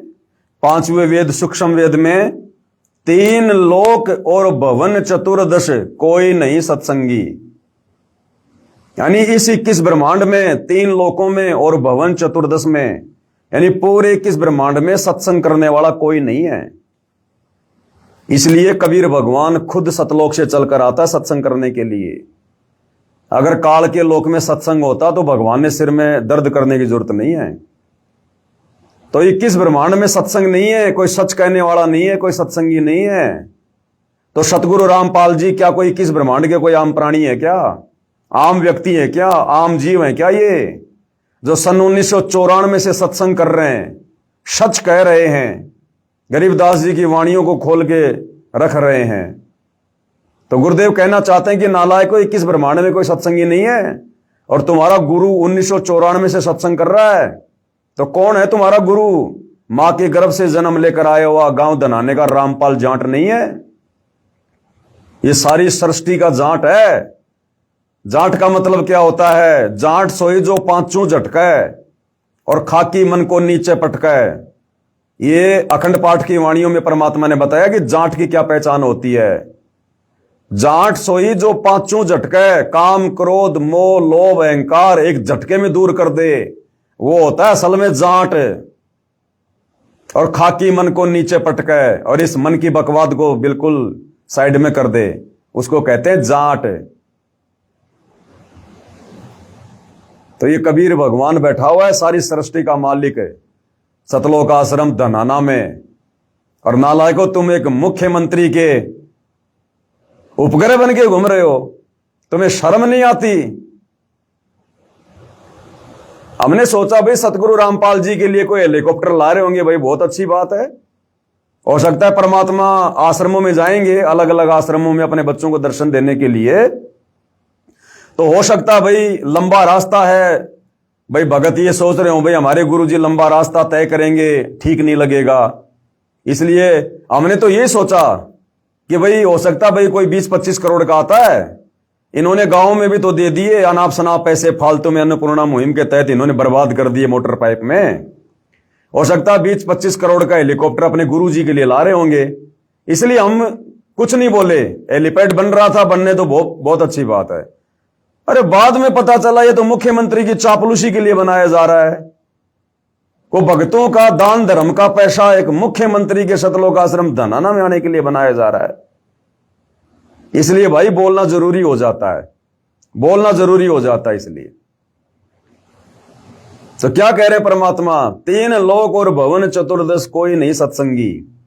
जब 21 ब्रह्मांड में कोई सत्संगी नहीं है, 21 ब्रह्मांड का स्वामी काल है, जब ये खुद ही कह रहा है गीता ज्ञान देते समय कि मेरे को भी विचार काल में कंप्लीट ज्ञान नहीं है सृष्टि रचना का, तो नालायकों फिर सतगुरु रामपाल जी जो कंप्लीट ज्ञान दे रहे हैं, सत्संग कर रहे हैं, कौन महापुरुष है? ये 21 ब्रह्मांड के जीव है क्या? जब 21 ब्रह्मांड के स्वामी को ज्ञान नहीं, तो उसके अधीन जीवों को ज्ञान कहां से हो जाएगा? वो कहां से सत्संग कर देंगे? तो सत्संग करने के लिए परमात्मा स्वयं सतलोक से चलकर आता है। और फिर भी तुम एक दाढ़ी मूछ वाली कबीर की नकली बेजुबान मुर्दा फोटो को भगवान मान के पूज रहे हो। तुम्हारी बुद्धि पे पत्थर पड़े, पत्थर 5-5 किलो वाले। आश्रम वालों, तुमने अपना बेड़ा गर्क कर लिया सतगुरु रामपाल जी के परिवार के चक्कर में आकर, आश्रम कमेटी के चक्कर में आकर, इन कोऑर्डिनेटरों के चक्कर में आकर अपनी आत्मा का बेड़ा गर्क कर लिया। तुम्हारा मोक्ष नहीं है, धक्के खाओगे अनंत युग तक, धक्के। नोट कर लेना ये बात है। ये सात संगति के वीडियो कोई बच्चों की बातें नहीं है जो तुम्हें इतने वर्षों से बताई जा रही हैं। धक्के खाओगे, धक्के खा लो। कितने दिन खाओगे लड्डू जलेबी? कितने दिन खाओगे? खा लो। इस बाप को दुखी करने के चलते इस काललोक में भी धक्के खूब खाओगे। मोक्ष नहीं है तुम्हारा। इसलिए सतगुरु रामपाल जी चुप हैं, कुछ नहीं बोल रहे कि क्या बोलो इन मूर्खों को, क्या समझाऊं इन जाहिलों को जो मेरे इतने सत्संग करने के बावजूद नहीं समझे, आज तक मुझे नहीं पहचान पाए, मुझे मानुष मान रहे हैं, आज तक ये पतिव्रता पद की भक्ति पर नहीं आए। तो क्या समझाऊंगा इन गधों को, इन मूर्खों को। इसलिए अंत में उन्होंने सत्संग करने बंद कर दिए, सत्संग करने बंद कर दिए गुरुदेव ने। तो बताओ तुम्हारा मुख्यमंत्री कौन सा सत्संग करने आ रहा भाई है? और दर्शन करके क्या कर लेगा? जब दर्शन करते करते तुम आश्रम वालों की दुर्गति हो रही है, कुत्ते वाली मौत मर रहे हो, तो मुख्यमंत्री को क्या फायदा मिल जाएगा? बताओ। और भाई ये तो परीक्षा चल रही है ना, ये तो परीक्षा चल रही है। परीक्षा के समय टीचर कभी लेक्चर देता ही नहीं है। परीक्षा के समय में टीचर कभी लेक्चर देता नहीं है। और ये परीक्षा उस समय खत्म होगी जिस दिन सतगुरु रामपाल जी साध संगति का जिक्र करेंगे, सत्सेवक भाई बहनों का जिक्र करेंगे, उस दिन ये परीक्षा खत्म होगी। परीक्षा के समय टीचर घूमता रहेगा, फिरता रहेगा, चुपचाप रहेगा, लेकिन बोलेगा कुछ नहीं। चाहे बच्चा गलत लिख रहा हो, चाहे सही लिख रहा हो। तो ये परीक्षा चल रही है, अभी परीक्षा खत्म नहीं हुई है। तो चाहे तुम मुख्यमंत्री को बुलाओ, चाहे तुम गधे पे बैठ के घूमो, चाहे जो मर्जी करो, सतगुरु रामपाल जी परीक्षा के समय में कुछ नहीं कहेंगे किसी को। जैसा बीज बो रहे हो, परिणाम तुम्हारे सामने होगा आने वाले समय में। तो इसलिए भाई हमारा बोलना जरूरी हो जाता है, जरूरी। हम बोलना तो नहीं चाहते इन मूर्खों के ऊपर, लेकिन क्या करें, परमात्मा कुछ ऐसी प्रेरणा कर देते हैं जो बात परमात्मा नहीं कह पा रहे इस समय, वो हमारे जैसे कुत्तों से कहलवा रहे हैं, और डंके की चोट पर कहलवा रहे, डंके की चोट पर। और जब तक उनका आशीर्वाद होगा तब तक भाई कहते रहेंगे। और आगे क्या कहा फिर परमात्मा ने सत्संग में, आगे परमेश्वर ने क्या कहा ये भी सुन लो। आश्रम वालों, तुम्हारी तो बुद्धि और सोच से बाहर हैं परमात्मा के प्रवचन, परमात्मा के संकेत। क्या कह रहे हैं, ध्यान से सुनो। तो प्यार से सेवा करियो, भगवान को साक्षी मानकर सेवा करियो। अमर लोग जाओगे, गारंटी देता हूं, सतलोक जाओगे सारे, मर्यादा बढ़ेगा। क्या कह रहे हैं, ये तुम्हारे लिए नहीं कह रहे सतलोक आश्रम वालों। तुम सोच रहे हो गुरुजी हमारे लिए कह रहे हैं, तुम इस लायक नहीं हो। बच्चों, प्यार से सेवा करियो, प्यार से रहियो, और भगवान को साक्षी मानकर सेवा करियो। ये साध संगत वालों को कह रहे हैं सतगुरु रामपाल जी भगवान। साध संगति से जुड़ी आत्माओं को परमात्मा आशीर्वाद दे रहे हैं। तुम आश्रम वालों के लिए नहीं कह रहे। तुम्हें क्या कहेंगे, तुम सुनते नहीं उनकी, तुम उनके अनुसार चल कहां रहे हो, तुम उनकी एक भी मर्यादाओं में नहीं हो। सारी मर्यादाओं की तुम लोगों ने धज्जियां उड़ा रखी हैं। तुम तो बेहोश हो, बेहोश। काल ने तुम्हें बेहोश कर रखा है।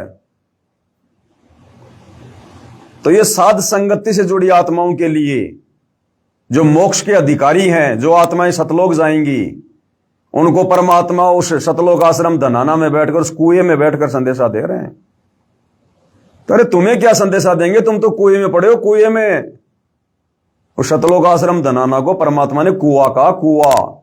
तुम तो कुएं में पड़े हो, तुम्हारा उद्धार कैसे होगा। तो बच्चों, प्यार से रहियो, मिलकर सेवा करियो, और परमात्मा को साक्षी मानकर सेवा करियो। अर्थात गुरुदेव कह रहे हैं कि बच्चों, साथ संगत वालों, मुझे अपने से दूर मत समझना। अपने घर पर मुझे साक्षी मानकर कि मेरे गुरुदेव भगवान शब्द रूप में प्रकट है मेरे घर पर, और इस प्रकार से भगवान की सेवा करियो। उनको भोग लगाना, उनकी आरती करना, उनकी महिमा करना, चरण सेवा करना, उनके चरण धोना। तो गुरुदेव कह रहे हैं कि अपने गुरु जी को साक्षी मानकर, ये ना सोचना कि तुम्हारा गुरु सतलोक आश्रम धनाना में बैठा है, नहीं। अपने गुरु को साक्षी मानकर, परमात्मा को साक्षी मानकर सेवा करियो। इन आश्रमों में तो गुरु जी को परमात्मा माना ही नहीं जा रहा। ये तो दाढ़ी मूछ वाले कबीर की फोटो को भगवान मान के उसका प्रकट दिवस मना रहे हैं। ये अपने गुरु को कहां मान रहे हैं परमात्मा। तो इनको थोड़ी कह रहे हैं गुरुदेव। अरे वहां तो साक्षात बैठे हुए शरीर में, फिर थोड़ी कहेंगे कि अपने भगवान को साक्षी मानकर। वहां तो साक्षात वो बैठे हुए हैं। तो अपने सत्सेवक बच्चों के लिए कह रहे हैं परमात्मा कि बच्चों, प्यार प्रेम से रहियो, इन आश्रम वालों की तरह मत लड़ियो, मत झगड़ियो, और भगवान को साक्षी मानकर, यानी अपने गुरु जी को शब्द रूप में पल पल अपने साथ मानकर, अपने पास में मानकर, अपने घर में और अपने घट में मानकर, घटी में गंगा, घटी में जमुना, घटी में जगदीश सतगुरु तारेंगे। और साक्षी मान के सेवा करना, यानी जो तुम्हारे को साथ संगति के माध्यम से जो बातें तुम्हारे को जो बता रखी हैं, जो भक्ति विधि जो तुम्हें दी हुई है, जिसको जो मंत्र मिला हुआ, जो सेवा मिली हुई है, वो अपने भगवान को साक्षी मानकर, अपने समक्ष मानकर कि गुरुजी हरदम मेरे साथ में, पल पल मुझे देख रहे हैं, ऐसे मान के सेवा करना। अब की बार तुम्हें पार कर दूंगा, रहोगे नहीं, गारंटी देता हूं। किसको कह रहे हैं? साथ संगति वालों को। ये आश्रम वाले ये जगत की बेगार कर रहे, किसी की धर्मशाला बना रहे, किसी की प्याऊशाला बना रहे, किसी की गौशाला बना रहे। इनको क्या कहेंगे परमात्मा? ये तो जगत की सेवा कर रहे हैं, जगत की बेकार कर रहे हैं। ये भक्ति के निकट भी नहीं है। ये तो मुख्यमंत्रियों की सेवा में व्यस्त हैं। ये तो गांव वाले, सरपंच, प्रधानमंत्री, इनकी सेवा में व्यस्त हैं। ये तो है? अरे इतनी इज्जत, इतनी सेवा भक्तों की करो जो आश्रम में दान धर्म कर रहे हैं। उन्हीं भक्तों के दान धर्म के बलबूते पर तुम मुख्यमंत्रियों की चापलूसी कर रहे हो। उन्हीं परमात्मा के भक्तों के दान के बलबूते पर तुम अपना घर चला रहे हो, अपने बच्चे पाल रहे हो। आश्रम वालों, कमेटी वालों, उन्हीं भक्तों के दान धर्म के पैसों से तुम मुख्यमंत्री के हेलीकॉप्टर के लिए हेलीपैड बना रहे हो। और उन भक्तों को तुमने भेड़ बकरियों की तरह ले रखा है। उनकी बेचारों की कोई इज्जत नहीं, उनकी कोई पूछ नहीं, उनकी बात बात पे डांट देते हो, धमका देते हो। और ये भक्तिहीन प्राणी, दो कोडी के जीव जो भक्ति के निकट नहीं, इनको तुम मेन गेट से अपने रिश्तेदारों की तरह इनको साजबाज के साथ में लेके आते हो। वो परमात्मा तुमसे प्रसन्न होगा। जो भक्ति धन का धनी भगत है उसकी तो कोई इज्जत नहीं, और जो खाली खोका है, चाहे वो मुख्यमंत्री हो चाहे प्रधानमंत्री हो, जो सतगुरु रामपाल जी का भगत नहीं, जो भक्ति नहीं कर रहा, वो खाली खोका, उस खाली खोके को तुम बैंड बाजे के साथ में सतगुरु रामपाल जी से मिलाने लेने जा रहे हो। तुम्हारी बुद्धि पे पत्थर पड़े। बिना दूध वाली गाय को चारा खिला रहे हो, बिना दूध वाली गाय को तुम काकड़े खल और बिनोले खिला रहे हो। तुम्हारी बुद्धि में नहीं आ रही सतगुरु रामपाल जी की बातें। 30 साल हो गई, तुम्हारी बुद्धि पे काल बैठा, काल। तो यहां सतगुरु रामपाल जी सतलोक आश्रम धनाना में बैठकर, उस कुएं में बैठकर, और अपनी विशेष प्यारी आत्मा सात संगत वालों को संदेशा दे रहे हैं, आशीर्वाद दे रहे हैं कि जिस प्रकार तुम मर्यादाओं में रहकर, विषय वासनाओं से दूर होकर, काल के षड्यंत्र से दूर होकर, और जो तुम अपने गुरु को परमेश्वर मानकर जो भक्ति कर रहे हो ना बच्चों, इसी प्रकार प्यार प्रेम से रहियो, और इसी प्रकार से परमात्मा को साक्षी मानकर, परमात्मा को साक्षी मानकर भक्ति करते रहियो। अब की बार पार हो जाओगे, गारंटी देता हूं। ये परमात्मा सब सेवकों को आशीर्वाद दे रहे हैं। तो प्यार से सेवा करियो, भगवान को साक्षी मानकर सेवा करियो। अमर लोग जाओगे, गारंटी देता हूं, सतलोक जाओगे सारे, मर्यादा में रहना, सत्साय। अब अमरवाणी का पाठ प्रारंभ हो रहा है, सत्साय। अब बताओ, आश्रम वाले तो मर्यादाओं के निकट भी नहीं है। अमरपुरी क्या खाक जाएंगे ये? अभी तो यहां इनको जन्मना है, मरना है, काल के लोक में गधा बनना है, कष्ट उठाने हैं। अभी तुम्हारा कहां समय है अमरापुरी का? तो कहने का मतलब भाई और बहनों, परम पूज्य परमेश्वर सतगुरु रामपाल जी के भक्ति मार्ग में, चाहे उनकी गैर हाजिरी का समय रहा हो, चाहे उनके सतलोक आश्रम धनाना में आने के बाद का समय हो, यदि उनके ज्ञान विरुद्ध कोई हरकत की जाएगी तो उन्हीं के आशीर्वाद से भैया ज्ञान आधार से भगत समाज को समझाने के लिए वीडियो भी बनाए जाएंगे, पोस्टर भी बनाए जाएंगे, और इसी प्रकार से वायरल भी किए जाएंगे। ये मुझ पवन दास के बस की बात नहीं है। मैंने तो गुरुदेव के जेल से बाहर आने के बाद में बोल दिया था कि भैया मैं तो आगे कुछ भी नहीं बोलूंगा। वो मेरे अपने विचार थे, पर्सनल विचार थे, लेकिन मेरा बाप सतगुरु रामपाल जी भगवान यदि बुलाना चाह रहा है, यदि बुलाएगा, तो मेरी क्या औकात फिर मैं चुप हो जाऊं? तो ज्ञान आधार से हर बात का विश्लेषण किया जाएगा, भगत भाई बहनों को बताया जाएगा, समझाया जाएगा। कोई माने ना माने उसके कर्म, भाई इस बात की तो हम गारंटी नहीं ले सकते कि कोई मान ही जाएगा, क्योंकि ये काल काल होकर, काल जिसकी बुद्धि पे बैठ जाए एक बार, फिर मानने थोड़ी देता है। जब भगवान सतगुरु रामपाल जी 30 साल से थक गए, तुम आश्रम वालों को नहीं सुधार पाए। आज भी गुरुजी की पत्नी, गुरुजी की बेटी कानों में सोना पहन के, चांदी पहन के घूम रही है इन आश्रमों में। तो बताओ फिर हमारे जैसे 2 कोटि के जीवों की क्या औकात जो हम उनको सुधार देंगे? तो सुधारने का ठेका हमारा नहीं है, सुधारने का ठेका तो काल का है। जब रह जाओगे ना यहां, उसके बाद ये कुम्हार के हाथ में दे के डंडा तुम्हें बना के गधा, फिर सुधारेगा ये। बाकी संदेशा देना हमारा काम है भाई, वो हम देते रहेंगे, उसमें कोई पोताई किसी प्रकार की नहीं बरती जाएगी। बाकी भाई आगे अपने अपने कर्म, अपने अपनी भक्ति, जो जैसा करेगा समय आने पे पाएगा भाई, इसमें कौन क्या कर सकता है। और कल दास एक वीडियो देख रहा था सतलोक आश्रम धनाना का सोशल मीडिया पर। मेन गेट पर भगत भाई बहनों की चेकिंग की जा रही है, माता बहनों की चेकिंग की जा रही है, मशीन लगा लगा के। एक मशीन सी है वो, काली काली क्या बोलते हैं उसको, मेंटल डिटेक्टर क्या बोलते हैं। उस मशीन से ऐसे आगे पीछे लगा लगा के भक्तों को चेक किया जा रहा है, कहीं कोई बम ना लिया हुआ है, कोई बंदूक ना लिया हुआ है। और अगर ये हरियाणा का मुख्यमंत्री तुम्हारे आश्रम में आता है, पहली बात तो मुझे लगता नहीं कि वो आएगा। ये हेलीपैड बनवा के भक्तों के पैसे बर्बाद करवाने थे, मुझे नहीं लगता कि वो आएगा। और मान लो फिर भी वो आ गया तो जरा उसकी चेकिंग करके दिखा दो, मान जाऊंगा तुम असल बाप की औलाद हो। सतलोक आश्रम कमेटी वालों, इन भोले भाले भक्तों की तुम चेकिंग कर रहे हो आगे पीछे ऊपर नीचे, इनको चोर समझ के, आतंकवादी समझ रहे हो, भक्तों को डकैत समझ रहे हो, हैं? नशेड़ी समझ रहे हो, जुआरी समझ रहे हो। उस मुख्यमंत्री की जो भक्ति के निकट भी नहीं है, जरा उसकी चेकिंग करके दिखा देना मुझे, मान जाऊंगा तुम असल बाप की औलाद हो तुम। तो क्या करेंगे हम उस सतलोक आश्रम धनाना में जाके, जहां पर दोगला व्यवहार होता है, दोगला, जहां अपने गुरु भगत भाई बहनों को तो भेड़ बकरियों की तरह ट्रीट किया जाता है, और 2 कोड़ी के भक्तिहीन लोगों को, नेताओं को वहां पर पता नहीं क्या समझ के, और वहां पर उनका विशेष आदर सम्मान किया जाता है। क्या करेंगे हम वहां पर, जहां पर दोगला व्यवहार, दोगला आचरण होता है, जहां पर। अभी भी सुधर जाओ, संभल जाओ, वो तीसरा झटका सहन नहीं कर पाओगे तुम। सतगुरु रामपाल जी को तीसरे झटके की चिंता है कि ये बेमौत मरेंगे, नालायक, बेमौत। तो तीसरा झटका तुम सहन नहीं कर पाओगे आश्रम वालों। जो आते ही गुरुदेव भगवान ने संकेत कर दिया कि तीसरा झटका ये काल ओट नहीं पाएगा।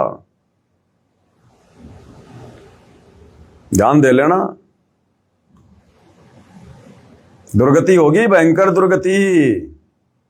ये परमात्मा किसी का सागा नहीं है। समय आने पर सब पता चल जाएगा, लेकिन फिर तुम्हारे हाथ में कुछ नहीं रहेगा फिर सिवाय पछताने के।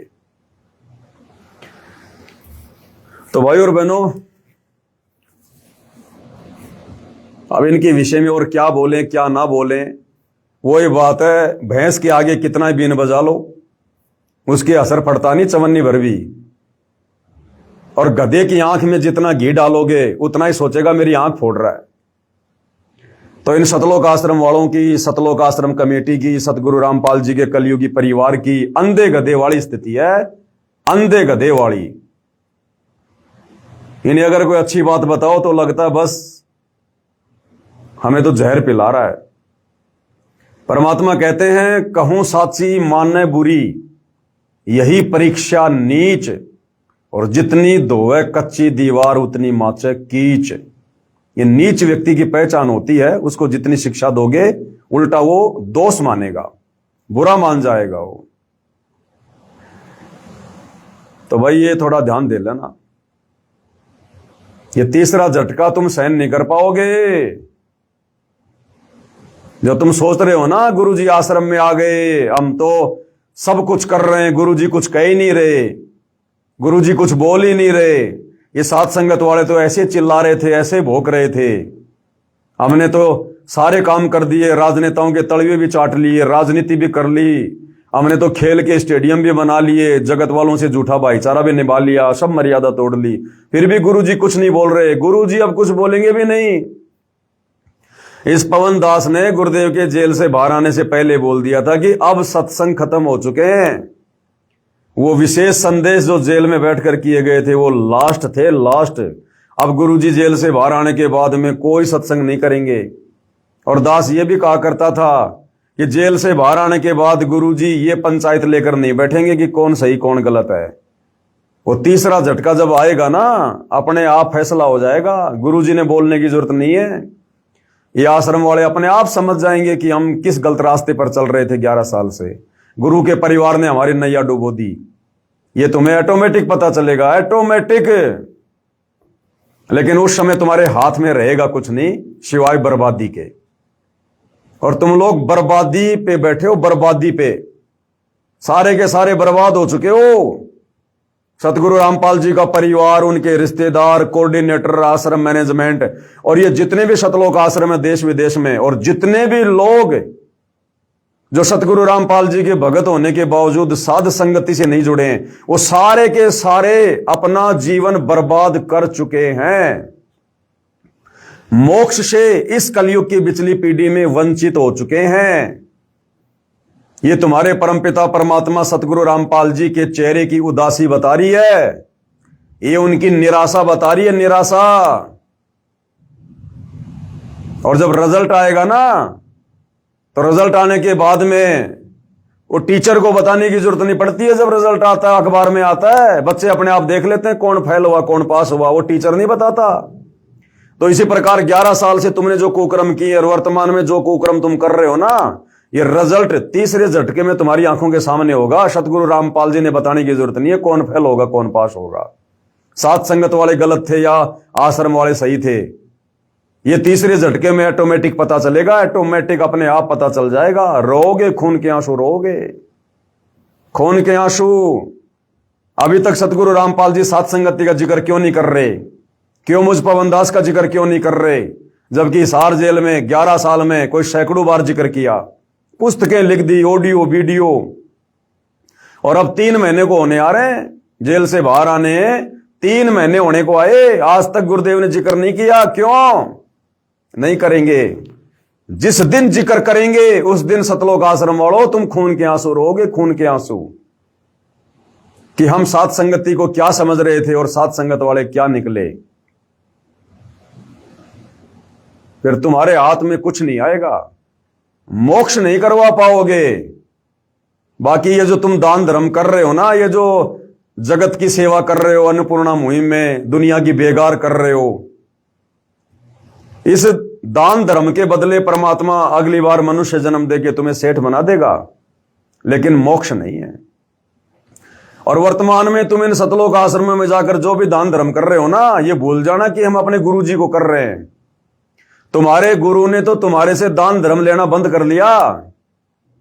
अरे टीचर जिन बच्चों को फेल कर देता है, जिनका स्कूल से नाम काट देता है, फिर फीस के नाम पे पैसे नहीं लेता उनसे। वर्तमान में तुम्हारा जो भी दान धर्म जा रहा है, ज्योति का, पाठ का, इन सतलोक आश्रमों में, ये अन्नपूर्णा मुहिम के तहत जा रहा है। और अन्नपूर्णा मुहिम ये सतगुरु रामपाल जी से उस परीक्षा के समय में हिसार जेल से जबरदस्ती स्वीकृति ली गई है, उनका आदेश नहीं है ये। तो वर्तमान में तुम्हारा जो 10वां अंश है, ये तुम्हारे सतगुरु को नहीं जा रहा। भले उनके हाथ में जाके दे देना दर्शन के समय, वो पैसा जाना जनता की बेगार में है, दुनिया की बेगार में है, अन्नपूर्णा मुहिम में है। अरे दान पेटियों पे नाम लिख दिए गए, अन्नपूर्णा मुहिम, अन्नपूर्णा मुहिम। अब तुम्हारा दान धर्म भी व्यर्थ है इन आश्रमों में करना, व्यर्थ, कोई यूज नहीं उसका, मोक्ष में कोई लेखा जोखा नहीं उसका।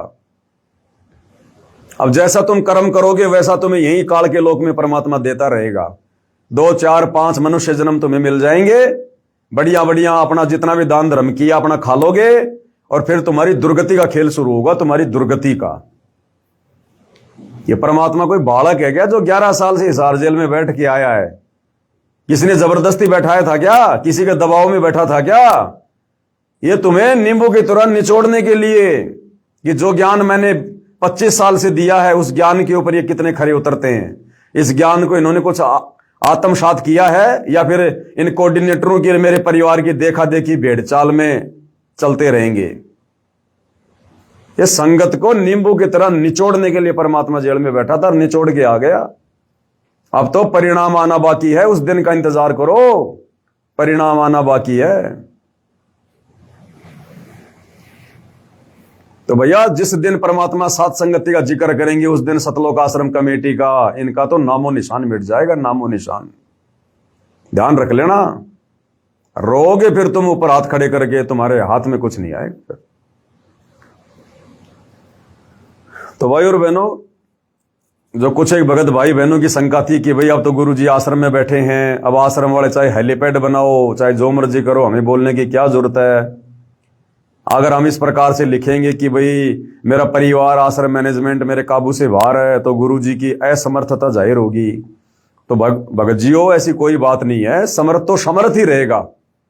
और इस काल के लोक में भैया जब परमात्मा दूसरों को समर्थ बना के अपना काम करवाता है, ब्रह्मा विष्णु महेश जो है समर्थ हैं, उनको परमात्मा ने समर्थ बना दिया, उनसे परमात्मा ने सारे काम करवा दिए। तो परमात्मा तो भैया बैकग्राउंड में रह के काम करता है। करे करावे साइया मन में लहर उठा, दादू सिर दर्दे जीव के, और आप बगल हो जा, आप साइड में हो जाता है। ये परमात्मा महिमा का भूखा नहीं है। ये समर्थ क्या समर्थता दिखाएगा? सारी सृष्टि का मालिक, उससे बड़ा कोई समर्थ नहीं। वो किसको दिखाएगा? कोई उसके बराबर वाला तो होना चाहिए। अरे चूहे के साथ में हाथी क्या लड़ेगा? चूहे के सामने हाथी क्या अपनी समर्थता दिखाएगा? दिखाएगा क्या? हाँ, बराबर में कोई हाथी हो जब तो अपनी समर्थता भी दिखाए। तो सारी सृष्टि में इस कबीर भगवान सतगुरु रामपाल जी के अलावा सारे चूहे हैं, उसके बच्चे हैं, आत्मा है, वो हमारा बाप है, उसके बराबर कोई है नहीं। गुरु सेवय कोई चतुर सयाना, गुरु पटतर कोई और नाना, गुरु के समान कोई और है ही नहीं। वो किसको समर्थता दिखाएगा वो? तो ये समर्थता दिखाने का, ये झूठी महिमा की जो भूख है ना, ये सतलोक आश्रम कमेटी वालों को है।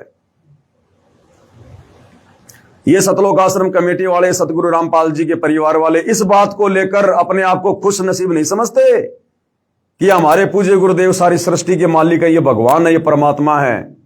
ये इस बात को लेकर ज्यादा खुश होते हैं कि कोई मंत्री आवे, कोई मुख्यमंत्री आवे, कोई सरपंच आवे, कोई प्रधान जी आवे, कोई चेयरमैन आवे, तो हमारे आश्रम का नाम हो जाए। क्या करोगे इस आश्रम का नाम करके जिसको मिट्टी में मिलना है?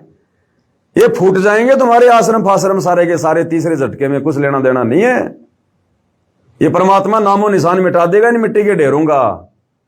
ये घर घर आश्रम बना के जाएगा परमात्मा, घर घर आश्रम बना के थोड़े चलेंगे इन आश्रमों पे। ये सब नष्ट करना परमात्मा ने। परमात्मा ने ढाने बड़े बड़ों के किले और तुम जबरदस्ती ये किले बना रहे हो।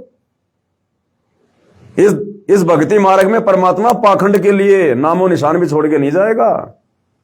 कहां तुम आश्रम पे आश्रम बढ़ा रहे हो, आश्रम पे आश्रम बढ़ा रहे हो। अरे बढ़ानी चाहिए थी भक्ति, बढ़ानी चाहिए थी भक्ति, तुमने बढ़ा दी आश्रम। क्या करेगा ये सारी सृष्टि का मालिक तुम्हारे आश्रम देख के प्रसन्न होगा क्या? और कई मूर्ख चिल्लाते रहते हैं सतगुरु रामपाल जी भगवान है। क्यों? क्योंकि उन्होंने 12 आश्रम बना दिए देश विदेश में। अरे मात्र 12 आश्रम बनाने से कोई भगवान सिद्ध हो जाएगा? वे तो भगवान थे, है और रहेंगे। लेकिन तुम्हारी बुद्धि का स्तर देखो, केवल इसी बात को लेकर चिल्ला रहे हो कि उन्होंने 12 आश्रम बना दिए, भगवान है। अरे चलो, सतगुरु रामपाल जी ने तो 12 आश्रम बनाए और तुमने भगवान बना दिया। अरे मूर्खो, अनिल अंबानी के पास में तो 5000 पेट्रोल पंप हैं। उन 5000 पेट्रोल पंप पे कितने लोग काम करते होंगे, कितनी जमीन होगी? तो अनिल अंबानी फिर कौन सा भगवान होगा? फिर वो तो सबसे बड़ा भगवान होगा। फिर एक मुख्यमंत्री ना जाने कितने स्टेडियम बनवा देता है, तुम्हारे आश्रम से भी बड़े बड़े फुटबॉल के मैदान बनवा देता है। तो क्या वो भगवान हो गया? परमात्मा हो गया वो? केवल आश्रम बनाने से कोई भगवान नहीं होता। और अगर 12 आश्रम बनाने से तुम्हारी नजरों में सतगुरु रामपाल जी भगवान हैं, तो आसाराम के पास में तो कोई 150 आश्रम है। राम रहीम के पास तो देश विदेश में कोई 400 आश्रम है। तो सबसे बड़े भगवान तो फिर ये राम रहीम हुए, आसाराम हुआ। तो कहने का मतलब है साध संगति के अभाव में सतलोक आश्रम से जुड़े भक्तों का जो ज्ञान है ना, वो -0 है, -0। सारे के सारे भेड़ चाल में चल रहे हैं, भेड़ चाल में। चाहे कोई पढ़ा लिखा है, चाहे कोई अनपढ़ है, चाहे कोई नौकरी वाला है, चाहे कोई बेरोजगार है, सारे के सारे एक ही थाली के चट्टे बट्टे, सबको मोतियाबिंद हो रहा है। किसी की बुद्धि काल ऑन नहीं होने दे रहा। थोड़ा सा समय है, इस परमात्मा को पहचान लो, अगर पहचाना जा सके तो। ये तुम्हारी अफलातूनी 2 मिनट में निकल जाएगी। ये गुब्बारे की तरह फुश हो जाओगे, फुश।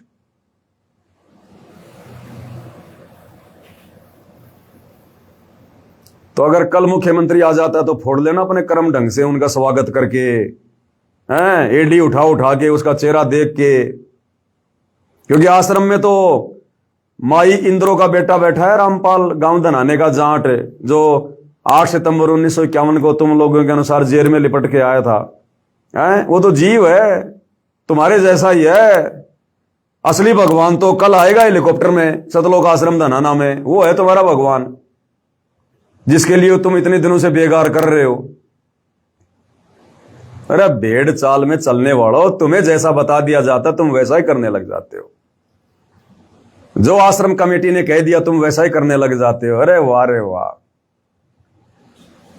इसलिए तो परमात्मा रोता इस काल के रोक में आके कि मैं रोवत हूं सृष्टि को, सृष्टि रोवे मोए, गरीब दास इस वियोग को समझ न सकता कोई। इतना समझाया गुरुदेव भगवान ने, हर प्रकार से प्रमाण दे दिए, अपनी समर्थता दिखा दी।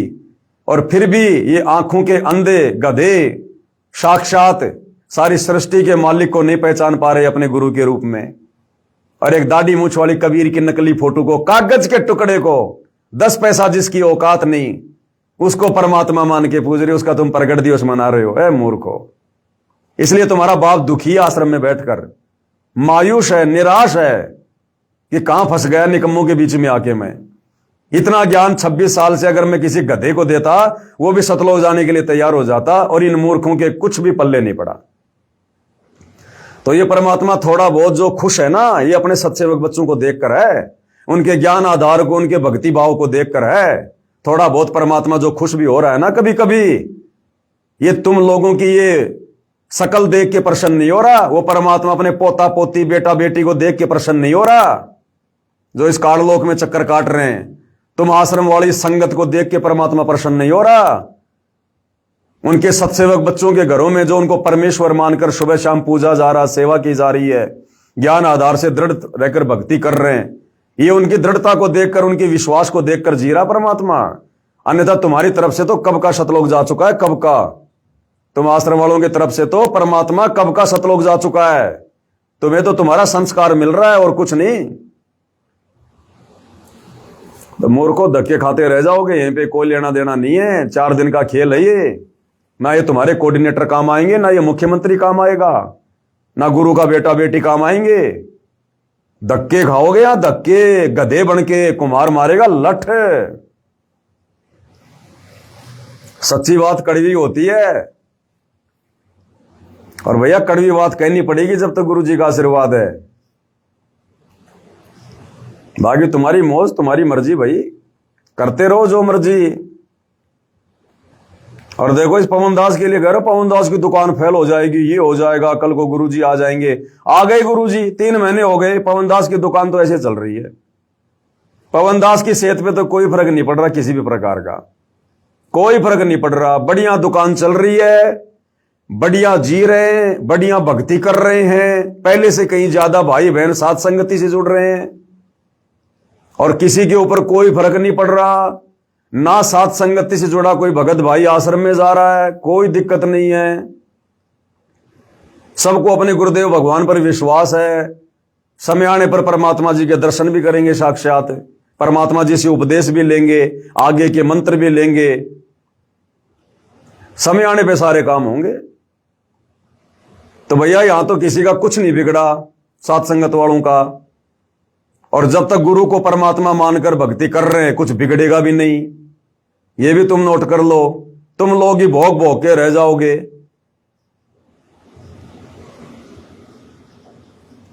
तो भैया समझा ही सकते हैं, बता ही सकते हैं।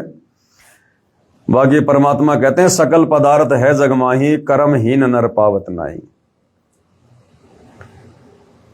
परमात्मा का शब्द, कौन सा शब्द गाए परमात्मा का? चलो गा लेते हैं मालिक का छोटा सा।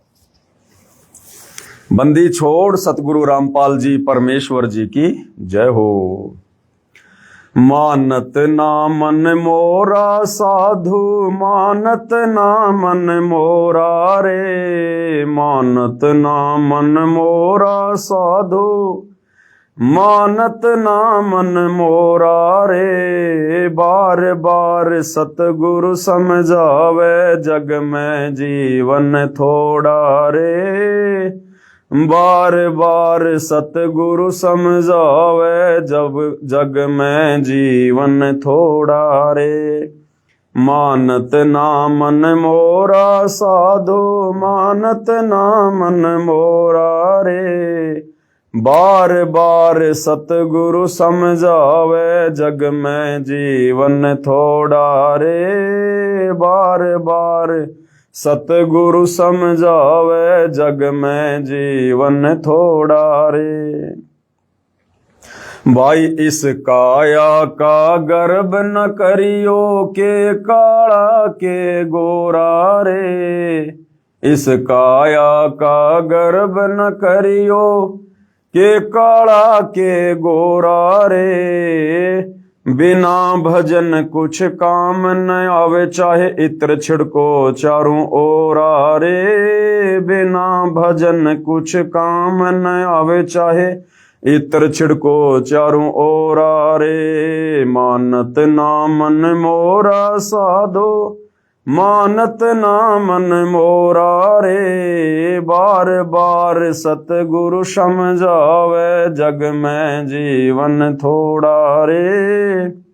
भाई और बहनों, बैटरी डिस हो गई है, बीच में अगर डिस्कनेक्ट हो जाए तो कोई बात नहीं, संदेशा जो देना था वो परमात्मा ने दिलवा दिया। भाई इस माया का गर्भ न करियो, के हाथी के घोड़ा रे। इस माया का गर्भ न करियो, के हाथी के घोड़ा रे। जोड़ जोड़ धन भोत बटोर्या, लाखों और करोड़ा रे। जोड़ जोड़ धन बहुत बटोर्या, लाखों और करोड़ा रे। मानत ना मन मोरा साधु, मानत ना मन मोरा रे। बार बार सतगुरु समझावे, जग में जीवन थोड़ा रे। बार बार सतगुरु समझावे, जग में जीवन थोड़ा रे। भाई दुविधा दुर्मति चतुराई में, जन्म गया नर तोरा रे। जैसे तुम आश्रम वालों का आए दिन दुविधा दुर्मति और चतुराई में मनुष्य जन्म बर्बाद हो रहा है। भाई दुविधा दुर्मति चतुराई में, जन्म गया नर तोरा रे। अब बेआन मिलो सत्संग में, करो गुरु ज्ञान पे गोरा रे। अब बेआन मिलो सत्संग में, करो गुरु ज्ञान पे गोरा रे। मानत ना मन मोरा साधो, मानत ना मन मोरा रे। बार बार सतगुरु समझावे, जग में जीवन थोड़ा रे। बार बार सतगुरु समझावे, जग में जीवन थोड़ा रे। भाई शरण पड़े को गुरु संभाले, जानक बालक भोला रे। शरण पड़े को गुरु संभाले, जानक बालक भोला रे।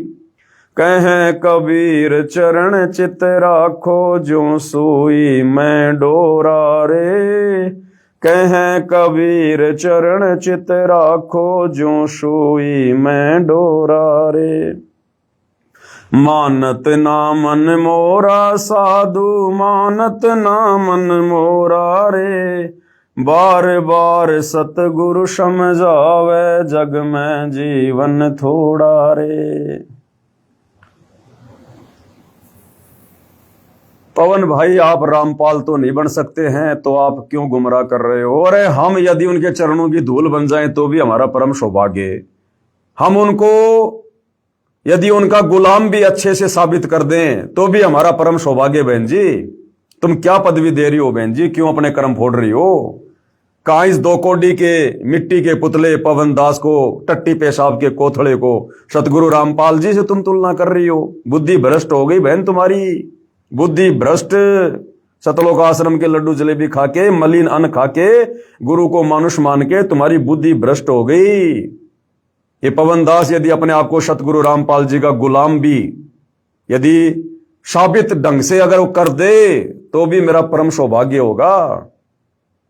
माफी मांगो बहन जी परमात्मा से, एक 2 कौड़ी के जीव को उनकी बराबरी पे लाके। तो भाई और बहनों, आज की साथ संगति में केवल इतना ही। परमेश्वर हम सबको आशीर्वाद दे, सद्बुद्धि दे, हमारा मार्गदर्शन करें, भ्रमने भटकने से बचाएं। बंदी छोड़ सतगुरु रामपाल जी परमेश्वर जी की जय हो।